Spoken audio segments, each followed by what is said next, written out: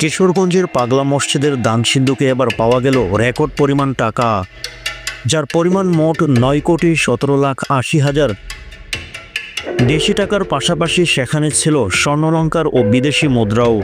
সকাল 7টা থেকে বিকেল 5টা পর্যন্ত 10 ঘন্টা চলে এ টাকা গণনার কাজ।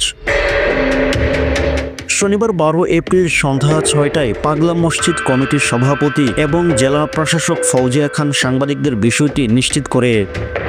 এর আগে সকাল 7টায় মসজিদের 11টি দানবাক্স খুলে পাওয়া যায় 28 বস্তা টাকা। গত বছরের 30 নভেম্বর সর্বশেষ খোলা হয় দানবাক্সগুলো। তখন মসজিদের 11টি দানবাক্স খুলে পাওয়া যায় 29 বস্তা টাকা। দিনভর গুণে হিসাব করে মেলে যে কোনো সময়ের চেয়ে সর্বোচ্চ 8,31,34,304 টাকা। তবে শেষ হিসেব অনুযায়ী এবার 4 মাস 11 দিন পর খোলা হলো মসজিদের দানবাক্স। রমজান ও ঈদকে কেন্দ্র করে এবার দানবাক্সগুলোতে দেরিতে খোলা হয়।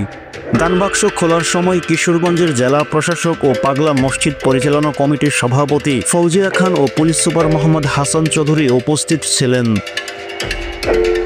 সেনাবাহিনী, পুলিশ ও আনসার সদস্যরা সার্বিক নিরাপত্তার দায়িত্ব নেন। টাকা গণনার কাজ শেষ হওয়া পর্যন্ত মসজিদ ঘিরে কঠোর নিরাপত্তা বলয় থাকবে বলে জানান সংশ্লিষ্টরা।